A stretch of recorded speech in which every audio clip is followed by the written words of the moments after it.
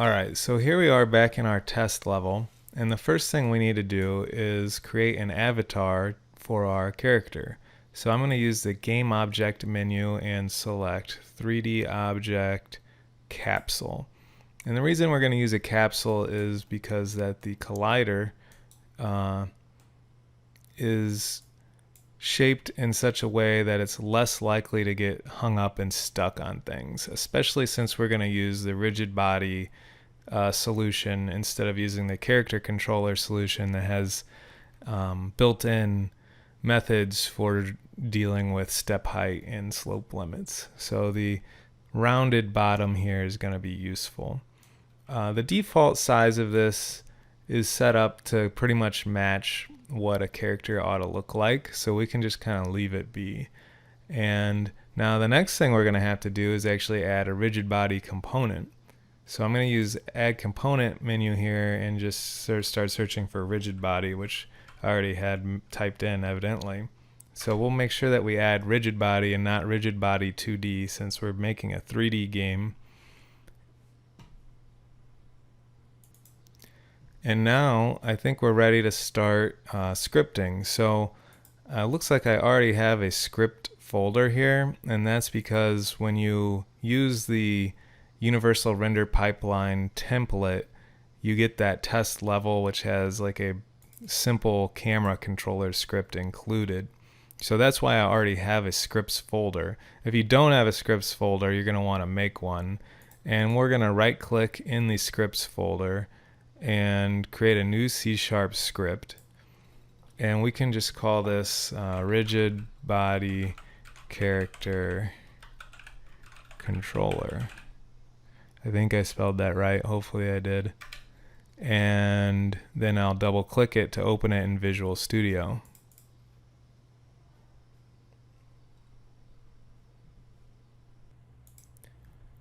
Alright, so I'm just going to delete start an update for now and this built-in comment because sometimes you don't need them and I don't want to leave them in there if they're unused, and also I don't like how they leave out the private access modifier, which is just something that I'm weird about. But you know, you can actually edit your template that is used to create new scripts, so that's something I should probably do in the future. Anyway, the first thing I think we need to do is create a field for our rigid body component that we just added to that capsule, and I guess I'll just call it rigid body, but there is a little bit of a caveat to using that name.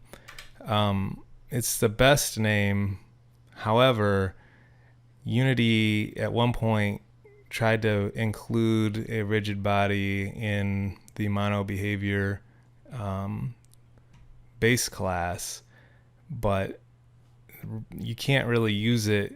Like, the only one you can use that's built in like that is transform, because if we go look at any given object, the only component we're sure that they're going to have is transform. This is the only thing every game object has. So every game object does not actually have a rigid body, so you can't really use that built-in rigid body variable. You have to, initialize it yourself. So rather than use this built-in one that's sort of deprecated, I'm going to use the new keyword, which essentially will tell the IDE that I actually want to hide the built-in one and use a new variable name called rigid body. Now, I should just call it m_rigid body or something like that, but I really don't like prefixes in my naming, and it just ought to be named rigid body lowercase, so that's why I'm going to go through that hassle, and that's why the new is there. Now we do need to initialize this, so let's just do that in start. So if you have, your Visual Studio properly set up with Unity, you should get the start message here as an autocomplete option. And you'll see when you use autocomplete, it's going to automatically type in private for you. And so that conflict between most of my Unity messages automatically having private, and then the ones when I first start my new script not having private just is an inconsistency that's problematic for me. So all I need to do here is initialize that rigid body field that we just made. So rigid body equals get component rigid body. So we'll just search that. We'll search the game object the script is on for the first rigid body we find and store it into this field. So the next thing we need to do is get input. And ultimately, I do kind of want to show the new input system, but I think we should start with the old input system. So just get access that you're used to seeing. And so what we'll need to do is read the horizontal and vertical axes and store their values in somewhere. So I'm going to make a vector2 called input to just hold on to the values that are that we're grabbing from get access. So we'll say private vector2 input, and then inside of update, so I don't have an update yet because I deleted it, so I'll just quickly get it back. And here is where we need to supply the input vector with the values from get access. So we'll just say input dot x equals capital I input dot get access. Actually, so let's use get access raw. The difference between get access and get access raw is that if you use regular get access, it'll sort of ramp up from 0 to 1 as you press like the up arrow or the down arrow, whereas get access raw will just instantly give you the 1 or the 0. So you know, I just think this is more accurate based on what's actually happening. It's not creating some smoothing or interpolation between when you're pressing the input and not. So we'll just use get access raw to make this like pretty realistic based on what the user's actually doing. Anyway, the default x-axis in Unity in the input manager is called horizontal. And then we need to do the same thing except on the vertical axis. So we'll use get access raw again. And this time we'll use the vertical axis. And so now we have a vector2 that every single frame is going to have the x based on whatever the user's however the user's using the joystick or the arrow keys, and then the y will be based on the up and down or on the arrow keys, or up and down on the analog stick. And now the next step will be to use that data to move our character. So because we're using the physics system and rigid bodies, the best practice is to put your physics code inside of fixed update. So we will get a fixed update function. We want to get our input in update so that the input is not, you know, update is happening more frequently than fixed update typically. So we want to update the input as fast as possible, but then we want to influence the physics system every fixed update to keep things in sync and to not make our code extra burdensome on our computer. So what we are going to use to move our character is AddForce. So we're going to say rigidbody.AddForce, and we're going to add a force based on the input vector that we have here. So you'll see that AddForce actually takes, I was trying to move my mouse carefully in here, AddForce takes a vector 3, and our input vector is a vector 2. So it's going to maybe be useful to kind of convert that into a vector 3. So what I'll say is var input direction equals new vector 3. And for the x, we'll just use input.x. The y is actually going to be 0, which is why we can't just automatically convert, because we need to use the y from our input variable as the z value of this vector 3 that we're creating. And the reason I use the var keyword here instead of just explicitly typing out vector 3 is because I typed out vector 3 right here. So we can use this shortcut because it's clear to the reader that this is a vector 3. The computer knows it's a vector 3, but the important thing is, does the reader understand what this variable is? And they ought to, because it says so right there. Anyway, so we want to add a force on our rigid body based on that input direction. But the other thing we want to do is base this force on some sort of like move speed, or in this case, acceleration. So I'm going to make, we could just put in a magic number here, like times 10, if we wanted the acceleration to be 10. But this is, magic numbers are problematic for two reasons. One, if we want to update this as we fine tune our design, we have to go in and change it and recompile the code. And then the other issue is this number has no real context. The reader doesn't understand exactly what it is. So instead, I'm going to make a serialized field at the top of my class. So we'll say serialized field, private, float, and we'll call this acceleration force because that's what it is essentially. And we'll just initialize it at 10.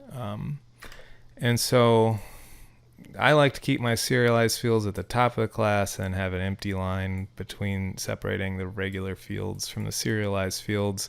Yes, you could make this public to expose it, but as we'll talk more later, especially in class, we want to keep everything private unless it really needs to be exposed to the outside world. In this case, we just want to fix our magic number problem by using a name instead of a number here, because humans understand what this name is more clearly. And also we want to expose it to the editor so that the designer can tweak the value without having to recompile the code. So the serialized field attribute here allows us to do both those things while keeping this variable private. So there's really no point in making it public. All right, so at this point, we can save it. You might be wondering, should we multiply by time.delta time, which if you were handling movement with like transform.translate inside of update, you would absolutely need to do that. Otherwise, your code would be frame rate dependent, meaning if you were running the game on like a fast computer, you would have one move speed, but if you were running the game on like a slower mobile device, you would move slower because updates getting called less frequently. So you would have to multiply by time.delta time in order to make the movement speed consistent across a variety of, update rates. But fixed update, as the name implies, is getting called at a fixed interval. So we don't have to worry about multiplying by time.delta time if we're operating inside of fixed update here. All right, so let's save. Make sure I save this. Let's go over to Unity and we'll see some funny stuff. First of all, I need to make sure that I actually add this script to my character, which right now actually my character is called Capsule. Let's go ahead and rename that player. And so let's run the game and we'll see what happens. So, all right. So first problem is my camera, my game camera is just staring off into space. So let's fix that. So what I'm going to do is orient the scene view how I think it might be supposed to be. And in fact, maybe I'll just intentionally do it wrong. So here's just a decent view of the scene, and we'll remember this later.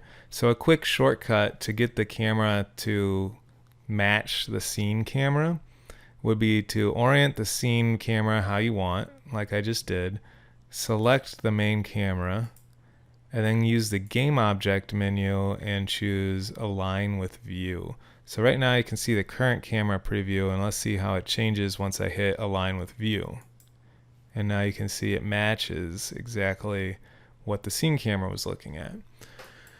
So I will play the game, and I'm gonna press, the W key, and we'll see what it does. And he's falling over, so it's working, but I'm like falling all over the place. So that's not right. And then another problem is that if I press forward, you'll see the character is actually going to move to the right. And I would assume that I want him to move up if I press up, and then right if I press right. Right now pressing right moves him down. So those are the two most immediate issues. We're going to use a quick and dirty fix to get the movement direction to match the camera direction. So remember I said I was going to do that wrong. Well, we need to make the camera, the input is going to match these. You'll see in the scene view here, there's this little widget that shows you which direction the world is, or it's like a compass for your world. So the blue Z is the forward vector, the red X is the right vector, and then this green Y is the up vector. So we would want, if we want when the player presses forward for it to move forward, we would have to make the camera line up so that it's oriented so that the camera's forward is matching the world forward there. Now eventually we'll write some code so that our input is camera relative instead of world oriented. But I don't want to get to that just yet. So we'll use the quick and dirty fix. I'll just realign my camera. And now let's just quickly test. If I press up, it is wobbling forward. Now, in order to fix the wobble, what I need to do is click on my player, and we're going to actually lock its rotation on the X and Z axes. This way the player won't fall over. Now what we could do is, if the player can die, we could turn this off so that it's possible for the player to like tip over and kind of ragdoll, but we don't have that concept in our game just yet, so we will just leave these frozen. And now I can move forward and backwards and left and right, and you'll see that it is like my player is like accelerating essentially as long as I hold that button. It's going to keep maintaining speed, and then it has a little inertia and momentum when I let go. And so that's using the Unity physics system. So there's a friction simulation here, and acceleration, and there's also mass. Our player has a mass, so this is 100% using the Unity physics simulation to get this kind of movement. The problem is, maybe this isn't exactly how we want our character to move. I mean, most characters in a game, first of all, aren't going to accelerate infinitely. They have some sort of max speed, so we would want to cap that. Like if this level were longer, you would be able to just keep speeding up infinitely the longer you hold down a direction. The other problem is, most of the time your characters aren't going to like if I'm moving slowly, that's kind of a decent amount of inertia, but when I start to pick up speed, I really slide a lot once I let go of the button, and that's not typical in most games. So I almost want the friction to be higher when I try to stop, and that's something we'll have to work on too. Alright, so those are some of our next action items, and we'll tackle those in the next video.